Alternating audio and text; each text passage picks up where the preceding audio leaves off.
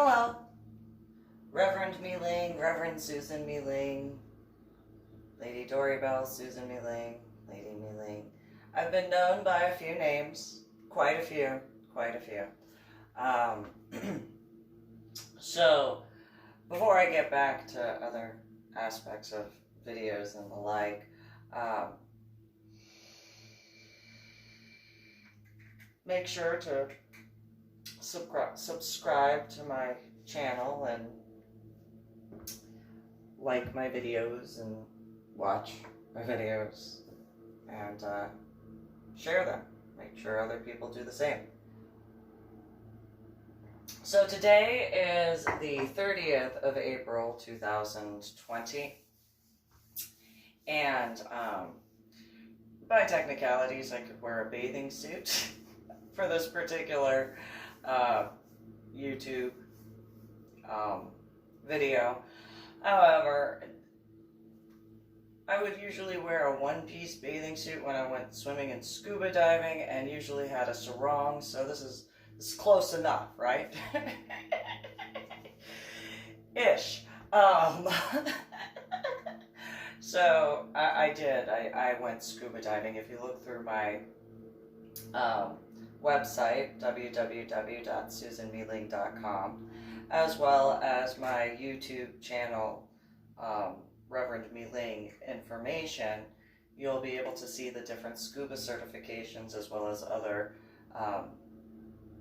graduations that I've completed and earned. And I do notate the fact that I did not graduate from certain locations. So though I did go to St. John Vianney High School for 2 years or 2.5 years, I didn't graduate from there. I graduated from Crystal Lake South High School. Whatchamacallit, I did take an electric course, or an electric elective that I did not graduate, though I also learned quite a bit from that particular class, or elective, because it was several classes. I think that particular individual and his relationship, I think we had about 4 or 5 classes together, and if it wasn't for the fact that I couldn't actually go through with a lot of the stuff because of the different issues that I was having with the electric aspects, because I had signed up for the class when I was in the mentors program, the Dallas, and I graduated from the Dallas dominant mentor program, but I did the majority of my work in the Austin dominant mentor program. The majority of my class, actually, I think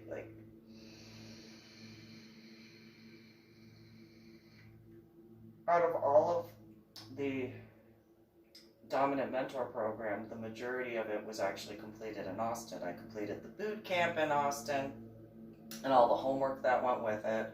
I completed all of my electives in Austin with the exception of one, and then there were only 2 or 3 months of class that was like 1 weekend per month that was actually in Dallas. The rest was completed in Austin. And I actually got, and I'm not saying this in a mean way, I actually made one of the mentors of the program laugh, because I had called her up. I was like, Miss Henna, and this was during the boot camp phase. What's a collage? I want to ask this question, but I have a feeling I'm going to be made fun of more than I already am in certain regards. So could you explain to me what a collage is? And, she kind of chuckled and she was like, "You're kidding, Lady Doribel, right?" No, I'm serious. I know that I get made fun of. I get that. I do. I've had it to my face. I've seen it online, and I'm not even gonna go into stuff that you already know as far as the email stuff or messages. But I really want to know what a collage is, so that way I do my homework correctly for the for the boot camp. And we talked, like, I think we wound up talking for like an hour and a half on the phone. And then she goes, okay, well, a collage is essentially where, after what we talked about, she goes, a collage is where you take a bunch of pictures and you put them on one poster board. And you give an explanation for what the pictures mean to you. So okay, I could do that. I could do that. And then she and I spoke for a little bit longer, and then I made my collage. Now, what I didn't know was that what was going to happen was everybody was going to put their collage poster boards in this one area, and everybody was going to walk around and try to guess who had done which collage. And then afterwards, you know, everybody would go up and explain their collage. So my collage, I can laugh at myself because, you know, when I got there, I was early because I have this thing. I'm extremely CDO on time, so okay, I'll be early. I'd rather be early than late. It's very militaristic, I know. And so I had put my pictures on the poster board. They were all cut like without a frame. The frame was essentially like the white background. They were in a grid, essentially. And I put little explanations underneath the pictures in the collage, because that's what I was told. That's what I was told a collage was. I think I was actually the first person who had shown up. So I put my collage wherever the room was to have it be seen. And as other people in the class started showing up, they put their collages in the room and stuff like that. And then afterwards, after everybody had arrived, that's when everybody was told, okay, well, go pick out who you think is whose. Like, make a list of who you think is whose collage. I doubt anybody was unable to pick out my collage. At all. Since everybody else's had a whole bunch of mishmash stuff all together, and like glitter and all these different things, and I'm just, okay. Yeah, mine kind of stands out by a lot. Not a little, at all, whatsoever. And so the person who had to go first, essentially, was whoever got the most accurate guesses as to who their collage was done by.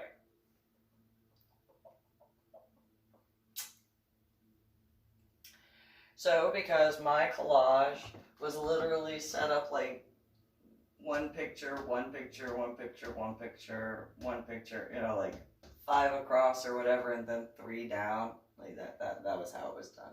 And they were, as I spaced them as evenly as I could, and they would there were no decorations, because I thought that like the pictures were the decorations, and then the, you know, underneath the little pictures were the, so basically think of this but reversed for each picture, where this part was on top and then this part was right here. And so, but we had to go get our collage. I bring mine out. And everyone's like, yep, saw that, knew it. And I explained everything. And after the end of it, there were realistically no questions. There was not a single question about my collage board. And the only question was from Miss Senna, and she said, did you know that some of it is kind of lopsided? And I was like, I tried to make it even. I couldn't remember where I put my level. And that was it.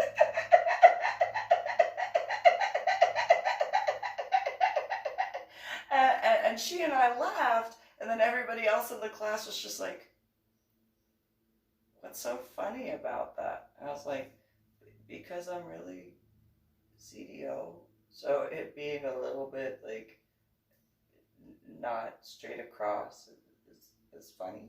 Like, I guess it's not nearly as funny when you have to explain it, but okay. So, you know, I did do the majority of my work in the Austin Dominant Mentor Program well before going to the Dallas Mentor Program for my graduation, though did complete the majority of it in Austin. And so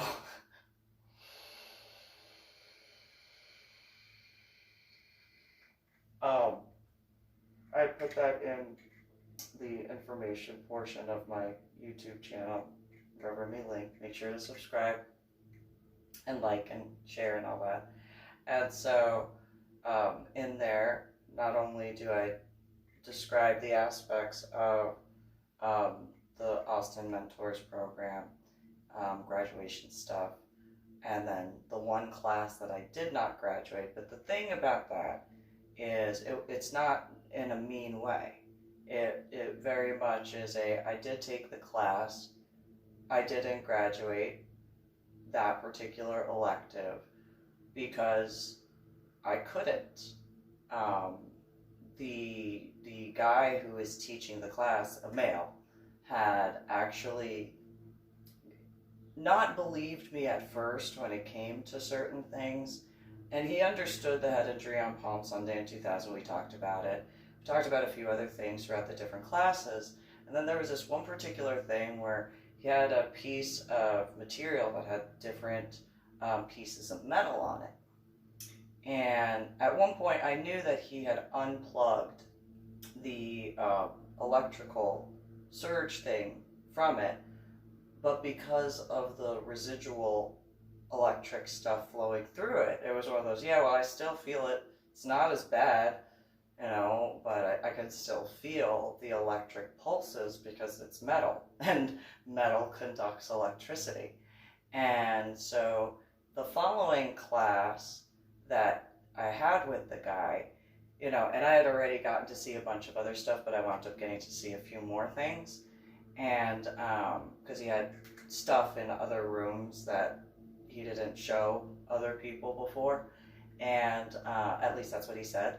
And it was one of those, oh, that's really cool. And he's like, yeah, do you recognize this computer? I'm like, oh, that's like, what, like, that's from like the 1950s or the 1940s, and that one's from like the 1930s, right? And he's like, yeah, how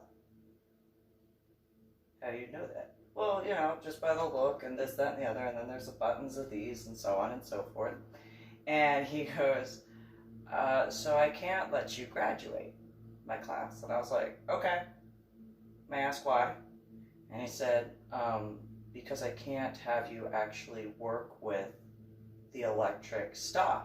I know that it's a dichotomy of me using an e-cigarette. I get that. I'm sure that he would probably be like, anyway,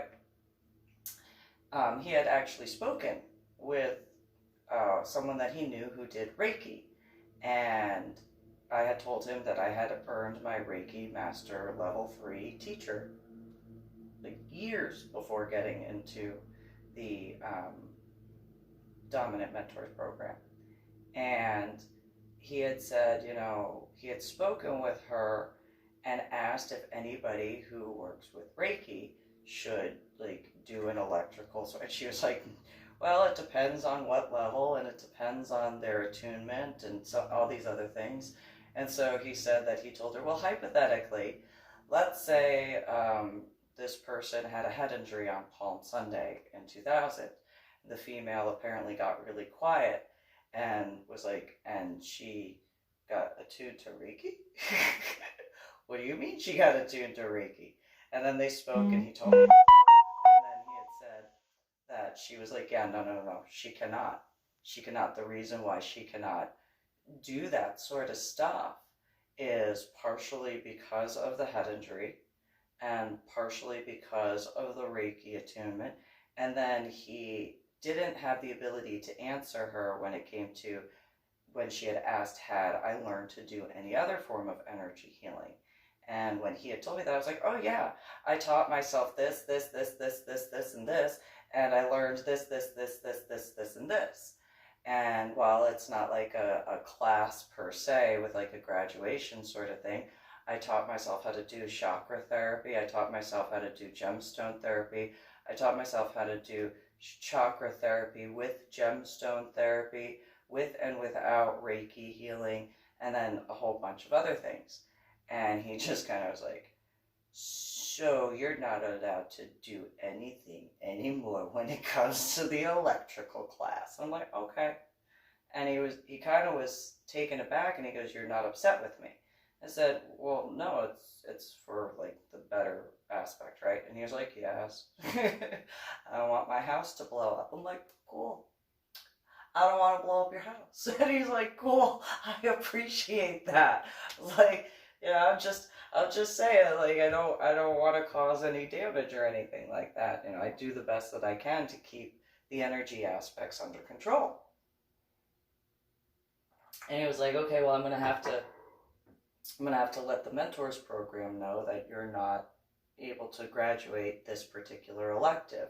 And then he said, but I've been informed that you really don't have to worry about whether or not you graduate my class for electives. And I go, oh, why is that? He goes, because you're only supposed to have like 4 or 5 electives, and you have completed all those and then some. And I was just like, yeah, I'd rather know and understand and comprehend more information than less. And so, that's I appreciate you letting me know that. He goes, you're not going to be upset, you're not going to throw a tantrum. And I'm like, why would I throw a tantrum? And then I learned. I learned that there are people who, if they don't graduate a class or whatever, or they don't graduate something because they didn't earn it, that they throw temper tantrums to their teachers. And it's one of those, yeah, that's not acceptable. That's not acceptable at all. If you don't do the work, or you're incapable of doing the work for whatever the purpose as far as the work is concerned, then no, it's not on any offense. Either study more, get the grades that you need, and then earn it, or accept the fact that you didn't finish whatever, and then learn what you can from it and attempt to move forward in a better way. And the teacher just looked at me and he goes, how old are you? I was like, I was born in 1982. He goes, oh my gosh. How old are you? I don't know, I can't do the math.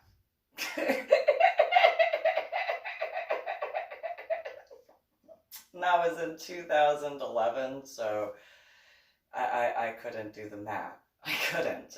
I just couldn't do it. And so, and since it's 2020, I still can't do the math because there's more numbers and me attempting to have to use a calculator. And then there are times where I mess up the calculator. It's happened before. It has. I've been teased about that. But anyway, so in regards to the certifications, the different things that I've learned and graduated, that's in my information section for my YouTube channel. I've also written more than these books all by myself. I wrote Finding a Silver Lining by Susan MeeLing, Finding the Silver Lining by Susan MeeLing, The Curious Children book series, Volume 1, What is a Family by Susan MeeLing, The Curious Children book series, Volume 2, What's the Difference by Susan MeeLing, The modern day book by Reverend Susan MeeLing, The Adventures of Susan MeeLing, Scuba Diver Extraordinaire, Volume 1, Volume 2, and Volume 3 by Reverend Susan MeeLing. The Paroxysm of the Lotus, book series, Volume 1, Complicated Simplicity by Susan MeeLing. The Paroxysm of the Lotus, Volume 2, or The Paroxysm of the Lotus, book series, Volume 2, Portraits of Partnerships by Susan MeeLing, and The Paroxysm of the Lotus, book series, Volume 3, Celestial Chastisement by Susan MeeLing, and then Failsafe, The Kennedy Curse Fused with Science Fiction Fantasy by Susan MeeLing, and then The Medal of Honor Art Project Artwork and Paintings Artwork by Reverend Susan MeeLing. And then I've done a whole bunch of journal blog entries on my website, www.susanmeeling.com, and it's called The Ornery PSA. And so, giving a bunch of examples and stuff. I've worked really, really hard. And so, to educate myself as best as I could, because I couldn't go back to elementary school.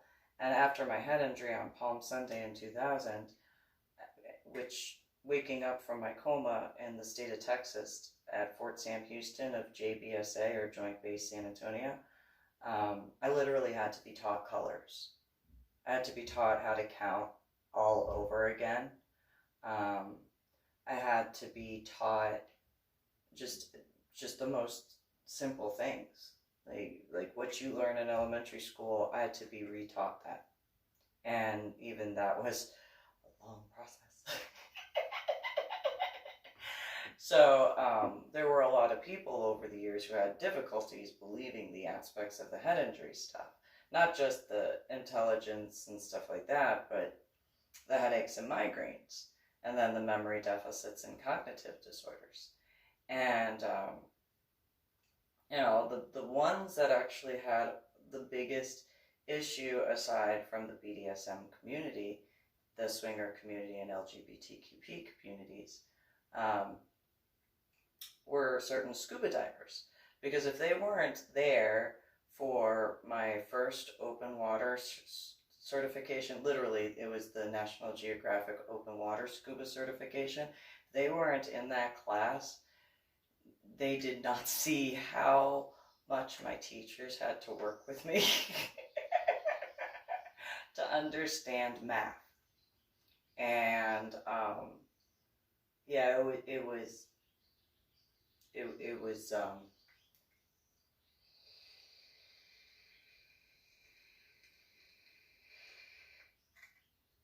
it was pretty bad.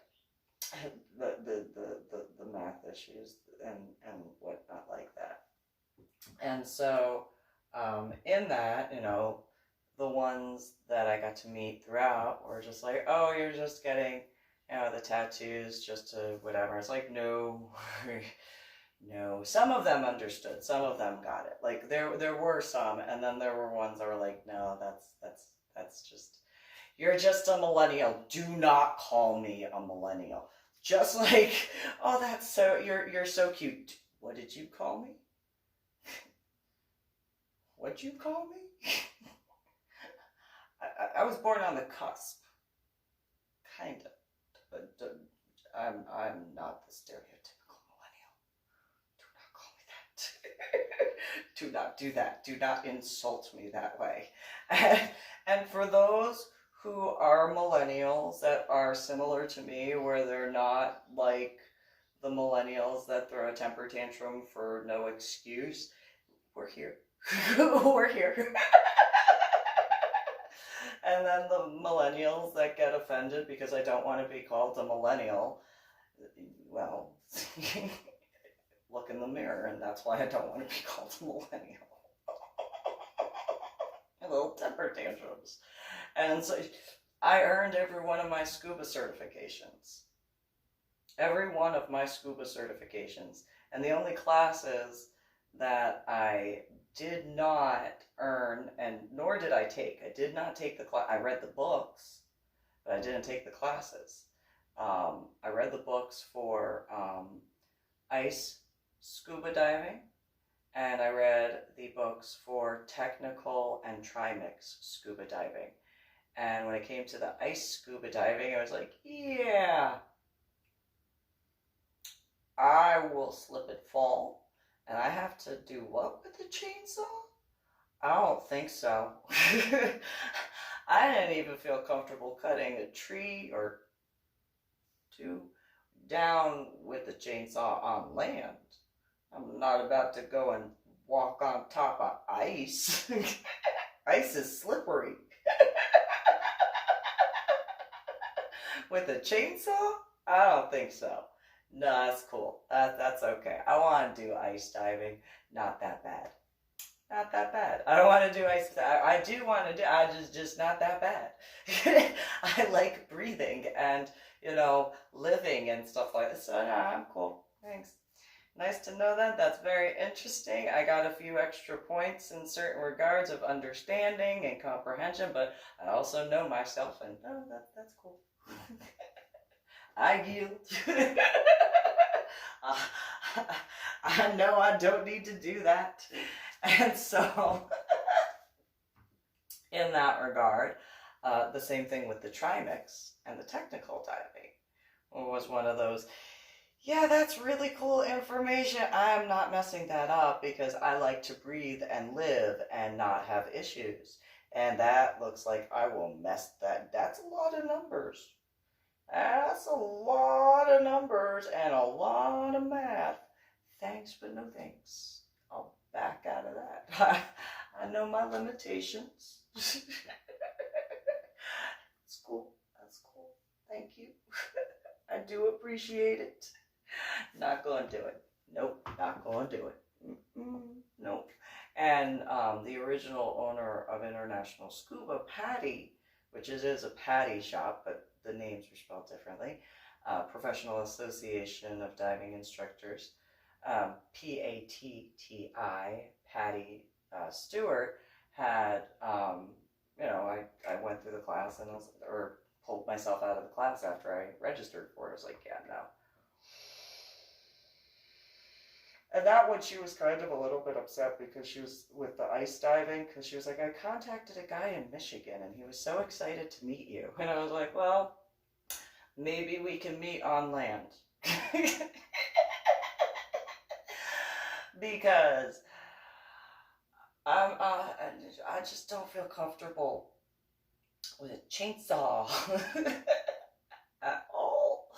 And I told her about cutting down the 2 trees in less than 2.5 hours, and that they were pin oaks. So I was like, I did that by hand. I don't want to have to cut ice that way to go ice diving.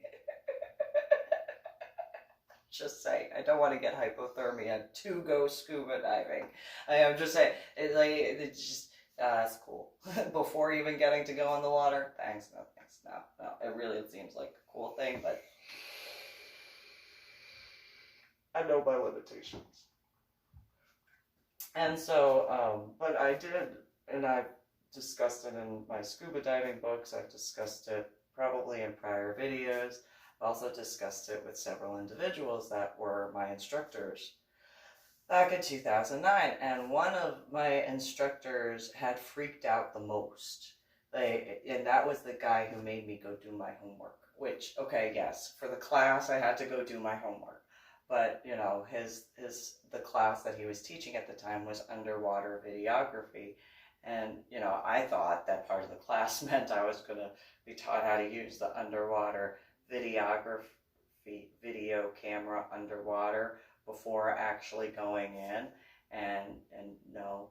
And then my homework was that I had to make a video. I was like,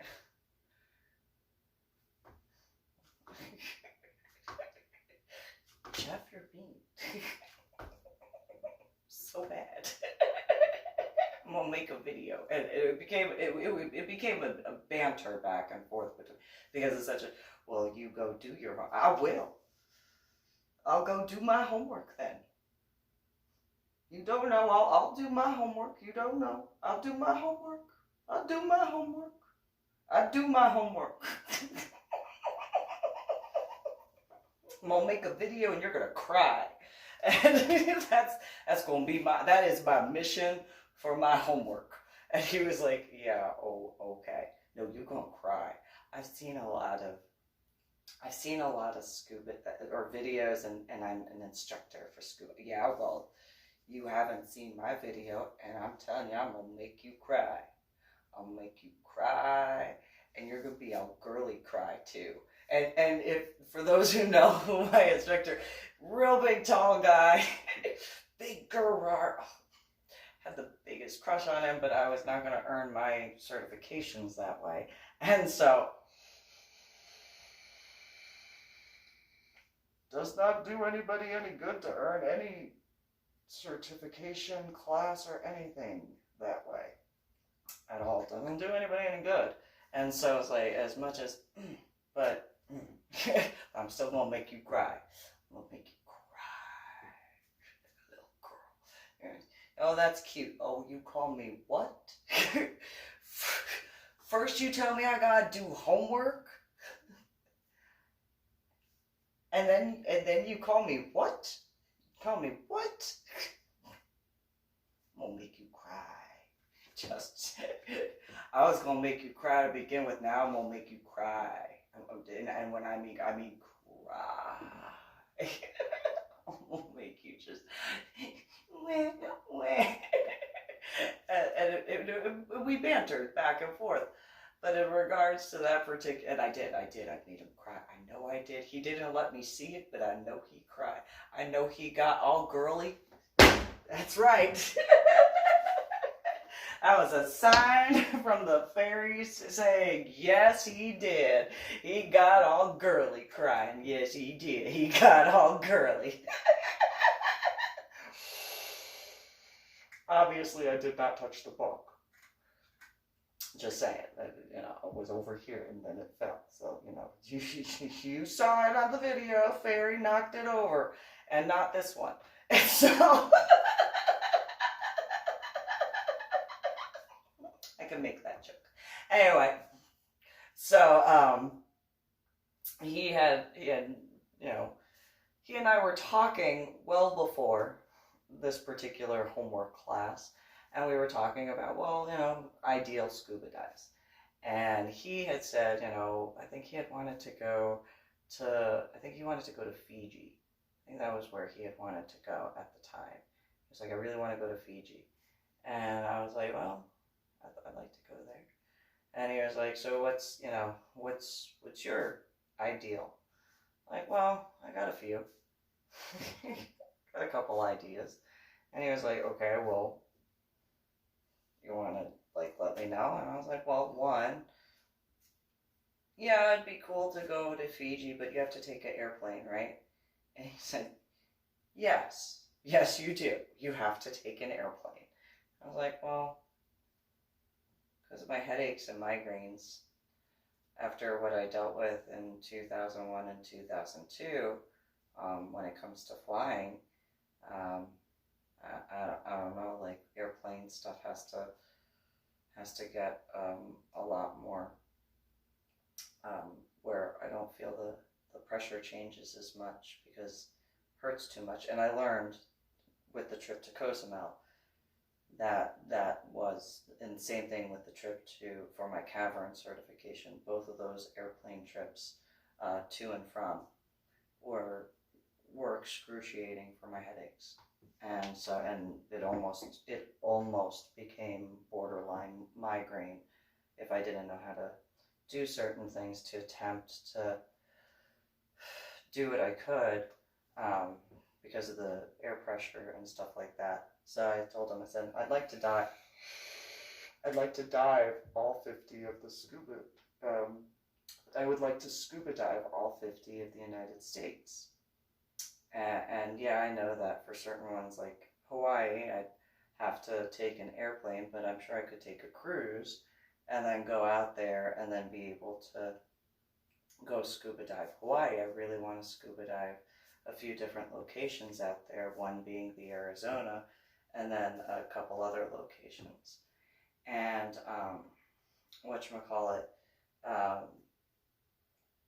he goes, why the 50 states? And I said, well, everybody talks about how much there is, and yes, there is all sorts of stuff throughout the world. The ocean throughout the world is massively huge, of course. I mean, there's more ocean than there is land, so just saying, that's above water.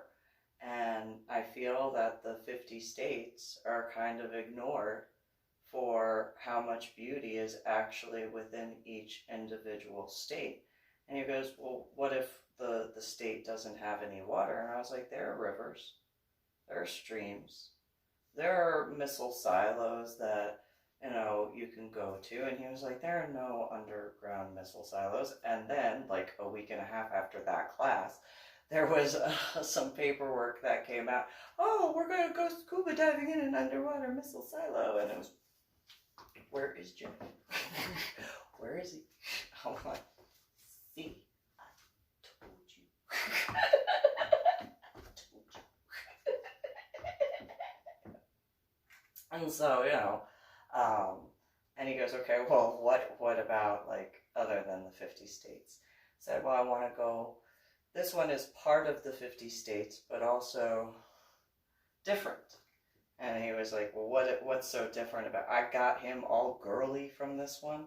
He got all girly, googly-eyed. So cute. I didn't do it on purpose to get him all girly, googly-eyed. But I guess maybe nobody had talked with him about that, or anyone in certain regards. I don't know. I had said I wanted to go scuba diving during the Aurora Borealis. And he kind of just, what do you mean during the Aurora Borealis? It's at night. Yeah. Ish. I mean, it depends on the time of year. Could be daytime and it's still the Aurora Borealis going on. What are you going to do? Tell the sun when not to send out solar flares? Good luck with that. Let me know how that works out. You tell the sun. You tell the sun. However many light years away. You tell that sun. Don't you do that. And let me know if the sun listens to you. Let me know. Tell me. I have a feeling the sun is still going to do what the sun is still going to do. And he just kind of, what did you just say to me? You heard me.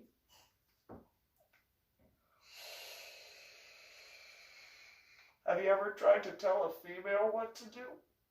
And he looked at me and goes, yeah, I kind of have some, oh my God, and what? And he's like, go ahead, tell me about your, when was your head in Palm Sunday in 2000? Oh my God, okay, go ahead. Tell me. Tell me. Okay. And so, yeah, going essentially ice diving, but it would be preferable if I didn't have to. And, but if possible, prefer it that way because glaciers are gorgeous. I mean, realistically, that was part of why I wanted to go ice diving, was to be able to see glaciers under the water and see what that looks like from, you know, the ocean. You know, I mean, you can see the glaciers, of course, you know, when you're in a boat or whatever, but to be able to scuba dive, seeing the glaciers, seeing the different, you know, aquatic life that's in those areas of that portion of the ocean, and then having the Aurora Borealis going at the same time to not only see the difference between the way the animals react and how that is, but how the different aspects of the Aurora Borealis coming through the top layer of the ice and how it would shimmer inside of when, in the ocean. And then being able to go towards areas where there are glaciers and seeing the color changes while the aurora borealis is going on, because those who know about photographing and videoing in water, whether day or night, you know that, and it's the same on land, but it's very different in water because of the reflective aspects and how the glimmering occurs, and depending on what type of animals and little microorganisms are floating around, that changes completely with just whether you have a flash or an actual light to give additional. So, it was just one of those during the aurora borealis with all of that going on, and then, if able to get close enough to a glacier where it's, it's not going to flip, because you don't want that to happen, because that would be dangerous to be near a glacier when it's about to flip over. Yeah, no, you don't want, no, you don't want to be near that. But I mean, you do, because you want to see the power of it. You just don't want to be that close. No, that's some serious power right there. And so, but seeing all of that, and then having the aurora borealis with the different rays kind of floating, not just in when looking up from wherever you are in the ocean to see, through the sheet of glass and upward, and how it would affect, the view of the ocean that you're in. But also, again, the animals and how they would change in their behavior, and then, or if they'd just be the same, and then what it would look like in regards getting closer to the glaciers, because I'm sure that there are pictures or maybe there are videos of a freshly flipped glacier. Can you imagine the color that you would be able to see in comparison to when underneath the water of the ocean at whatever level, I mean, even close to the surface, but being able to see all that in the nearby vicinity, and then having the capability of getting close enough to the glaciers to be able to see the color changes in the gradients as they go down, and then having the aurora borealis light just beaming through, and then how it would filter through the top level of the ice, and then as it got down through each of the layers of the 8 atmospheric measurements and stuff like that, but also being able to see in person what that would look like as far as the glacier itself is concerned. And that is another aspect in regards to my idea for the underwater travel system, because I do have one area where it can actually go from Alaska towards the Russian Chinese area of that continent. And depending on where certain lines go from, if it were to go from the top part of Alaska or the bottom part of Alaska, there is the capability for one to go to Russia and one to go to China. And just to see that, I mean, I didn't explain the underwater travel system at that point in time, but it was one of those, I mean, I want to see that. I think that would be stunning to be able to see in person, because in what I can think of from the little bits and pieces of my imagination, that would just be breathtaking, and in such a way that you would be able to see not just that, but then being able, and then again, the jobs, for certain guys who have that sort of training and stuff like that. And, I mean, all around the ocean, there are different animals, of course, and stuff like that. But there are certain guys that have had certain jobs. I would be like, that sounds like fun. The cold part, not so much, but, equipment and gear to be warm, and that's different and stuff. But, being able to be at and just see that, and, okay, everything's cool. never the same, never the same dive each trip. Not even the same half hour. One half hour would be different from another half hour, but not necessarily in the same exact way, of course. And just, I mean, can you really like think about, and at that point it was just in reference to the scuba diving, and Jeff Davis is like, tell me more. I want to hear more of what it would be like. I was like, oh, you got all girly. You got all girly. That's so cute. And he is. Personal opinion.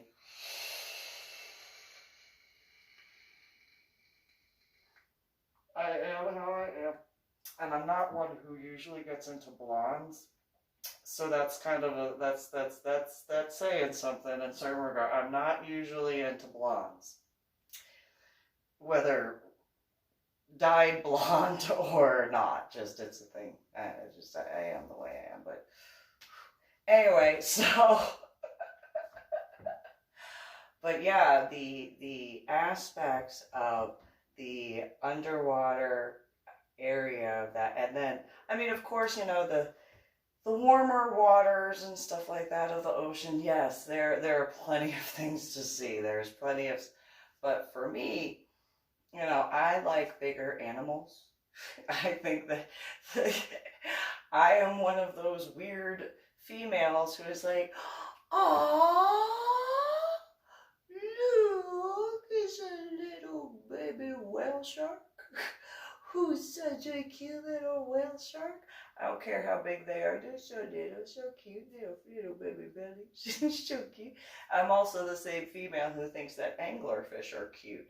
And absolutely just, who's a cute little baby anglerfish? Look at your little teethies. You're so cute. They're not little. Don't let those pictures fool you. They are not. There are some anglerfish that are really, really, really big. There are some anglerfish that are about the size of a whale shark, and yeah, they're so cute. They are so cute. Then again, I am how I am. I think that grizzly bears are cute. Little teddy bears. Who's a little teddy bear, so fluffy. I understand that they have really big claws. That's nice. They're still cute. They're still so cute, little fluffy teddy bears. So cute, those little ears. I don't care, they're taller than me. I don't care, they're so cute. And then, yeah, I'm that person. I'm that person. Yeah, oh, yeah, I could go look at the little itty bitty teeny tiny little microscopic whatever. Yeah, that's cool. Or I could see a starfish that is the size of my apartment building. That's kind of cool.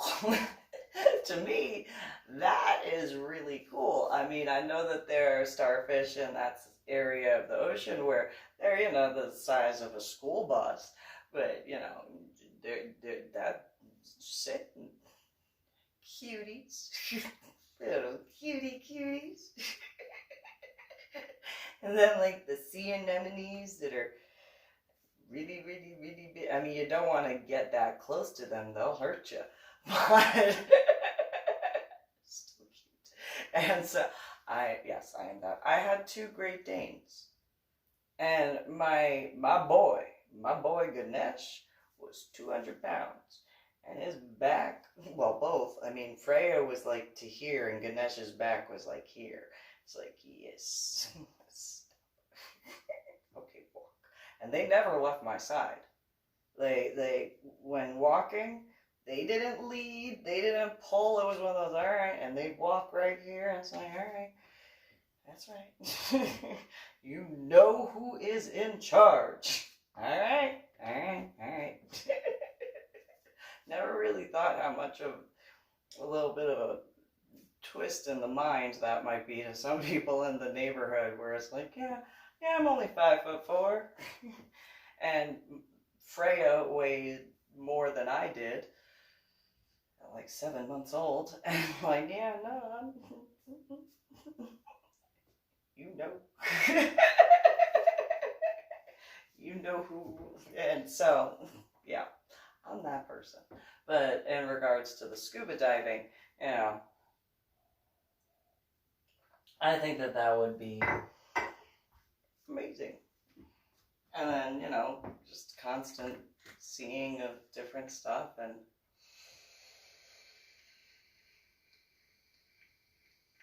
I mean, I can't be the only person who thinks that that would be stunning to see. I mean, I didn't think I was the first person who thought of that either. Though then, you know, what was it? I think it was later that day that Jeff was like, hey, Susan, come here. What? He said, come here. Okay. Never seen you that excited. Okay, what's going on? Tell them about your dive that you wanted to tell them. And it's like,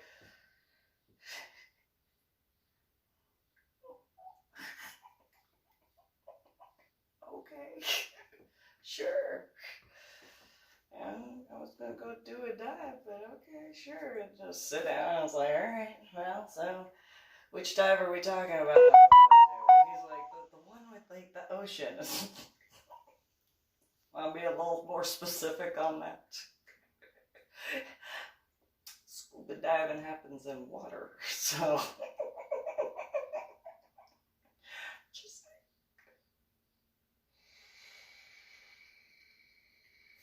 oh, that one, yeah. And so that day, or that weekend, I wound up telling a whole bunch of the divers that were out at Clear Spring, and they were just like, but that's impossible. No, it's not. No, it's not. Yes, that's impossible. You can only scuba. No, it is possible. It is. It is. You are a student, and da-da-da. Yeah, I understand that. I understand I'm a student. Then again, you know, I also have to be educated. You can't go scuba diving by yourself. And then I found out that there is SSI, and people go scuba diving by themselves, and they've been doing that for a while. And so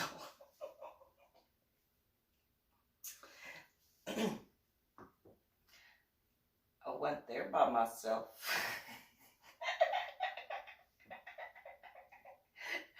Landed at the bottom of the ocean by myself.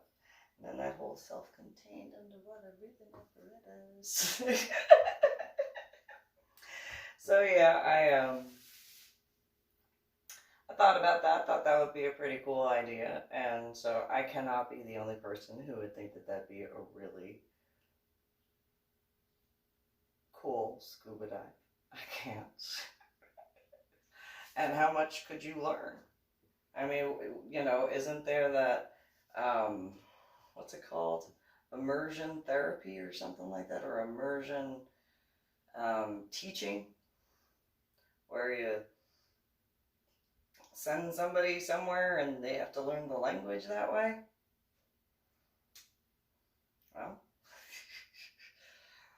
you get immersed in water when you go swimming? I think so. I think when you go into the water, I think that's what that's called.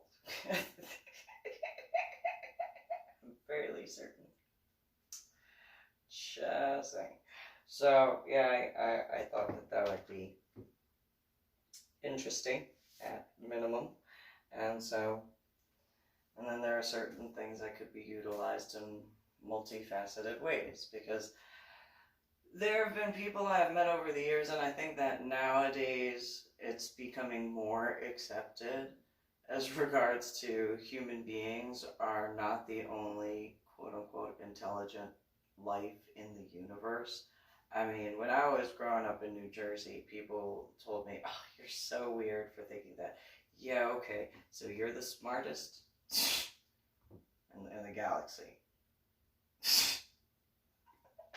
I don't think so.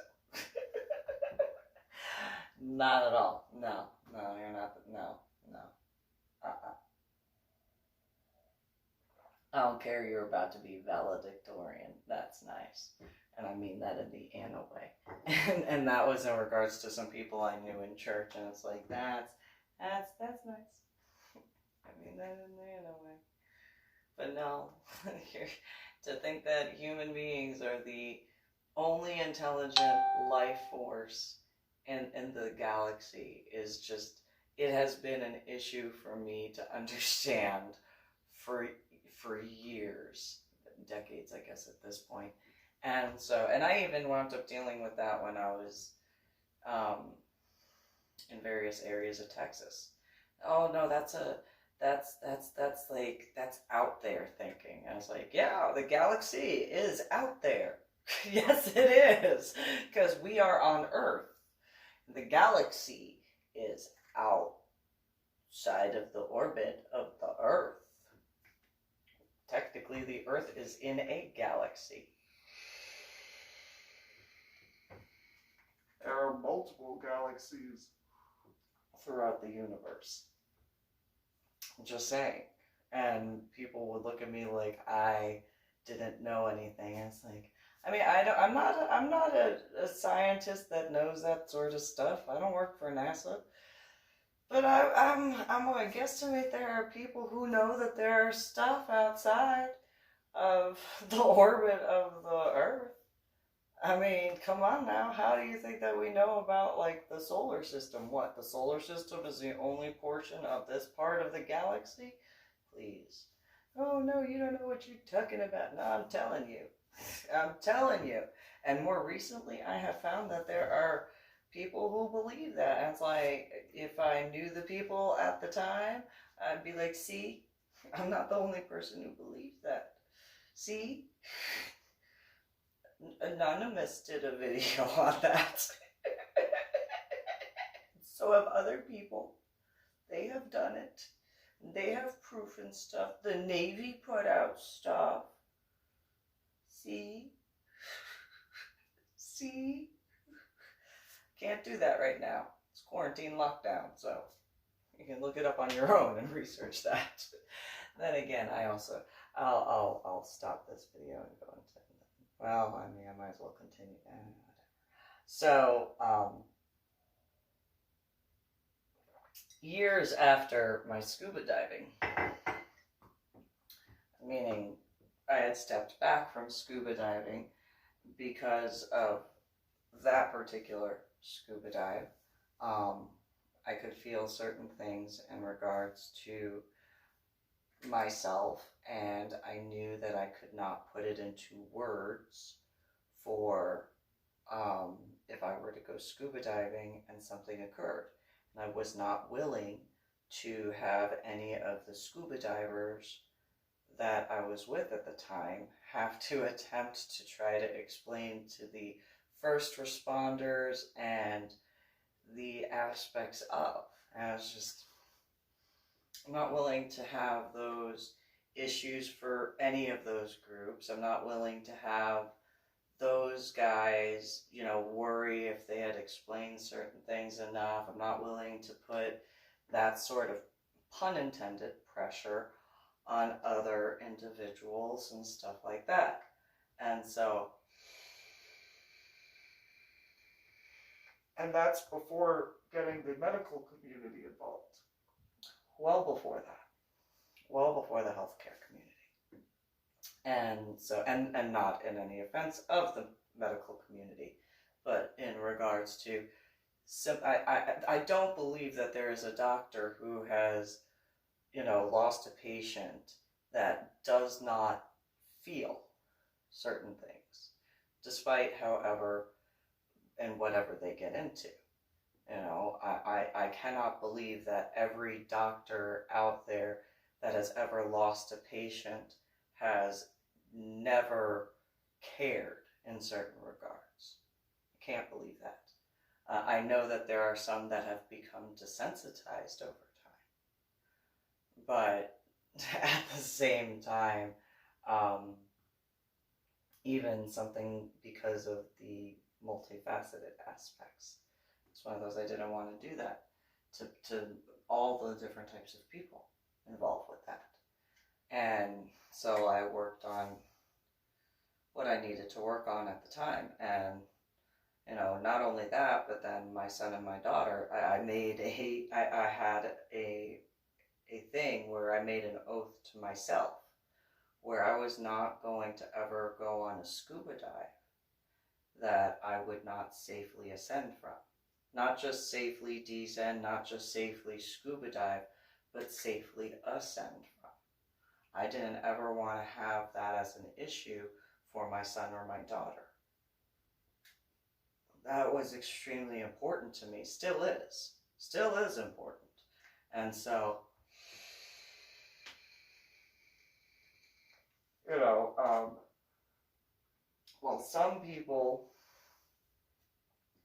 get involved in scuba diving because they're in a relationship.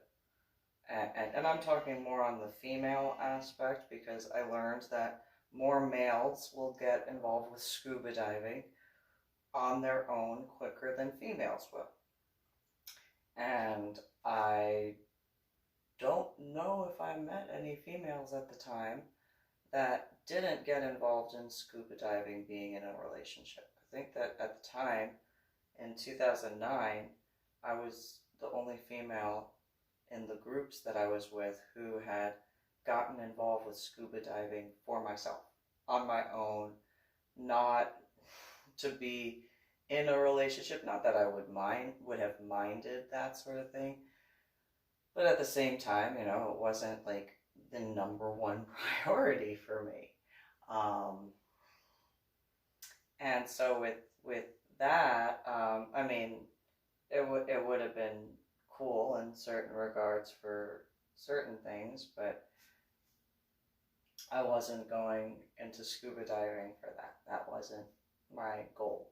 I wasn't going into scuba diving because of a relationship. And so apparently now, thankfully, there are more females who have started getting into it and are doing it, and it's good. It's good. I just didn't realize that I was such a that was such a big thing at the time. Like it never really clicked when I was scuba diving. It was one of those, well, I see plenty of females.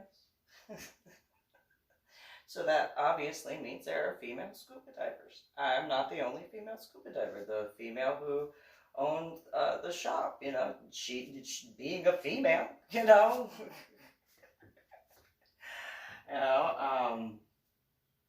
and so, but it never really clicked in regards to, at the time of 2009, that I was the only female who was getting involved with scuba diving in the groups that I was in without being in a relationship. And not looking for one either. Not that I would have dismissed it, but also not my main focus. While, yes, I acknowledge, you know, at the same time, I also wasn't willing to flirt my way to earning my certification. I wasn't willing to do all that sort of stuff. If over time something had developed, cool. If not, you know, life goes on, right? And so,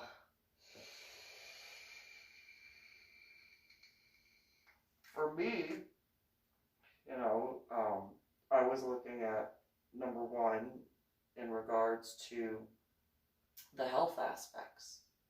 I mean, my headaches, my migraines, my cognitive issues, and all that stuff, I had already tried so many different things to try to help that. And after researching online and seeing the either Hebrew Medicine Journal or Jewish Medicine Journal scientific research of scuba diving assisting headaches and migraines, it's one of those, well, let me contact them and see. And I didn't get a response. I didn't know about the hacking or anything like that, obviously, at that time. if that was a thing hypothetically at that time, because my biological mother was doing the updates in the computers and stuff like that, and at that time Cactus Jack was not getting away at that point in time, so there's that as well.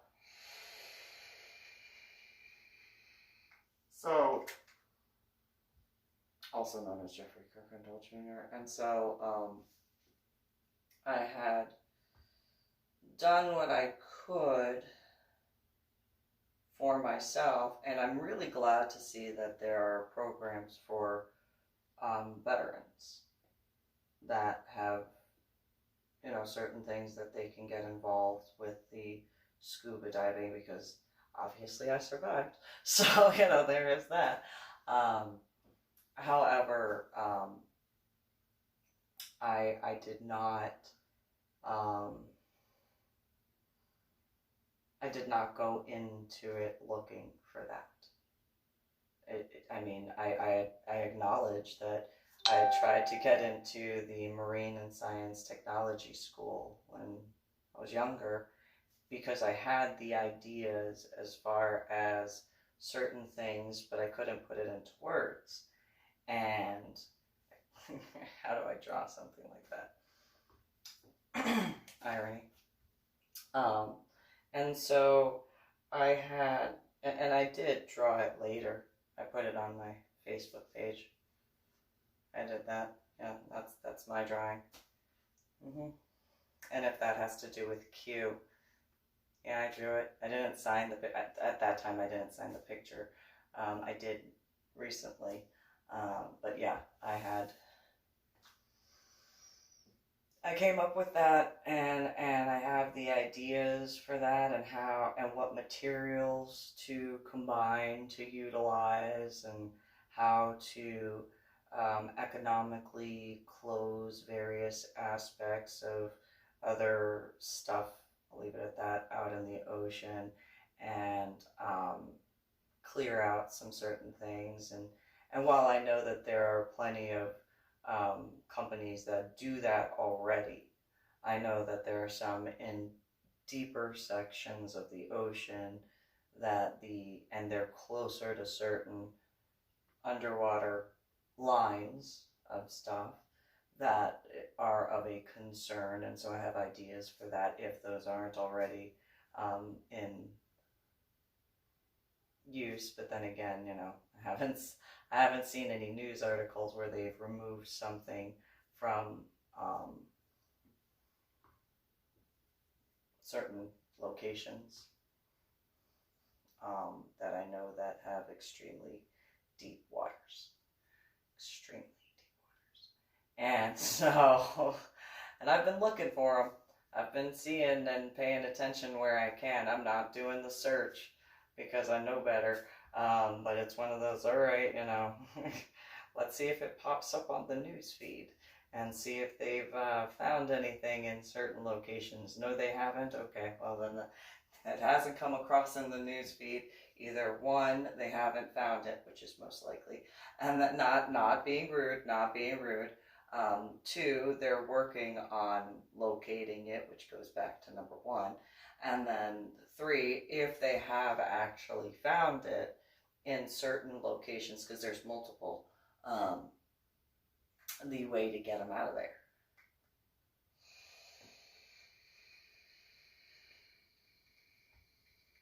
and so,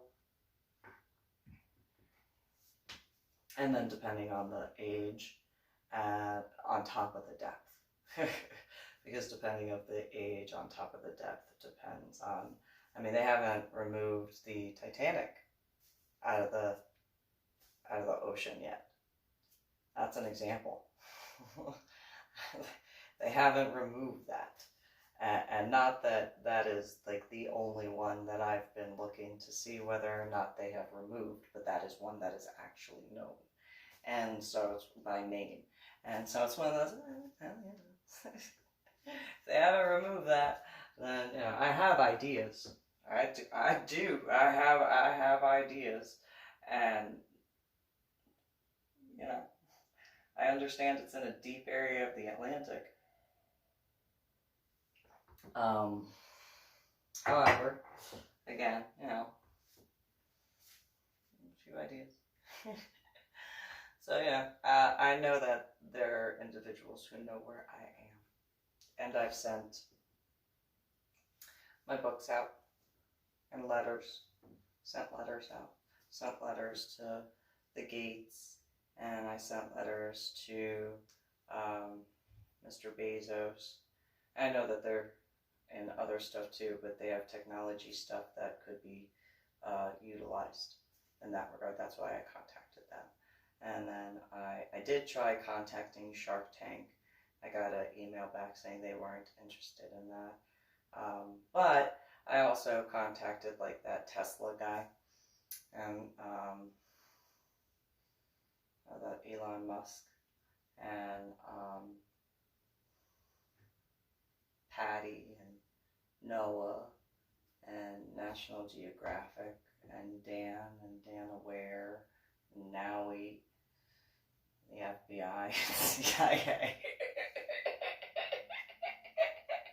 and Congress and Senate, although there have been quite a few things. But I did send the scuba diving books specifically to Homeland Security and the FBI and, well, I think it was, I know I sent it to Homeland Security, the scuba diving books. And I know I sent the scuba diving books to NOAA, sent that to NOAA, and CIA, and Congress and Senate, and then like a whole bunch. Because, you know, and then Kenny's in the Navy.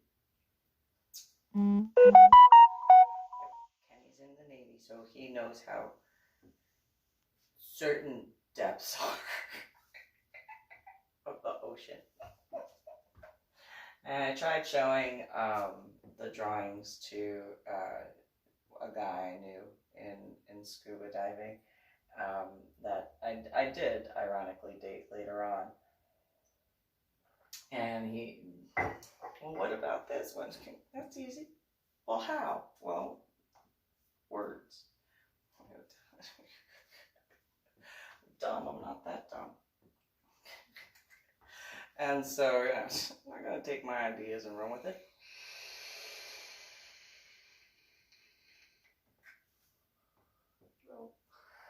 No. My ocean. And so, you know, and technically, I can make a joke. I'm going to end this video on this joke. Because I'm going to say, anybody who says they have never peed in their wetsuit is a liar.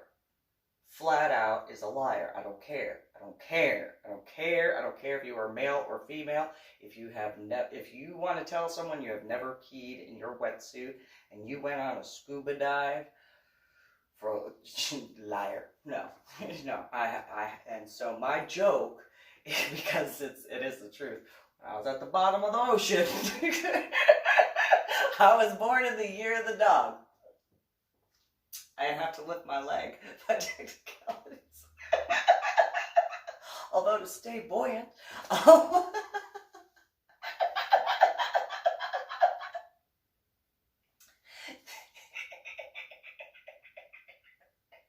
And so, yeah, at some point in time when I was, you know, down there waiting, you know, for my scuba dive buddy who could not see me for some reason next to the Vandenberg at the bottom of the ocean. I realize that now. I realize now that, you know, it's like a little, it's not even finding a needle in a haystack at that point. It is trying to find a little pin dot compared to the size of the Vandenberg or whatever the name of the ship is that's down there. I get that, you know. I get now. Back then, back in 2009, what type of scuba diver are you? My mistake. Still, he didn't know how to do a free descent. Just say. Anyway, so yeah, I peed at the bottom of the ocean. It's my ocean.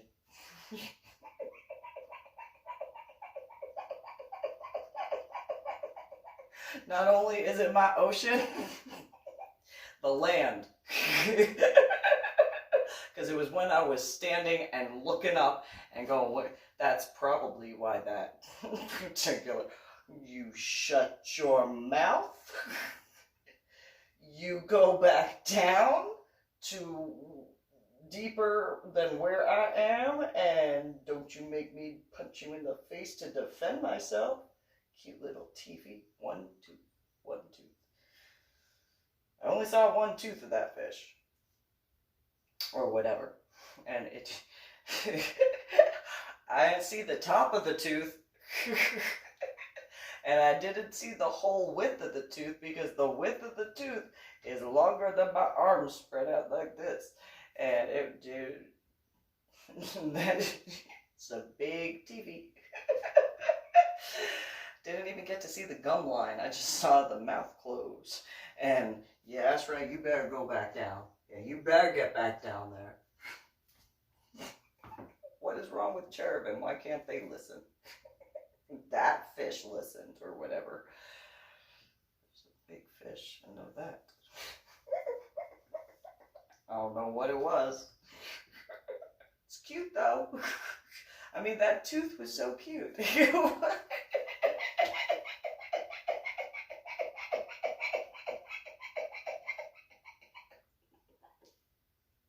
Nonetheless, I still peed down there. And I was born in the year of the dog.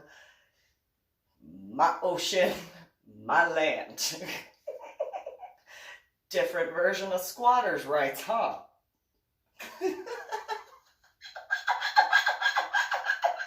Though I technically didn't have to squat.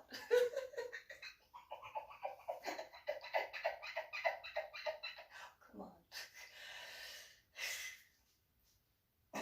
I know there are individuals who can laugh at that, aside from those who are into scat play. So I'm going to leave it at that, and you guys have a good one. Like and share and subscribe to my channel.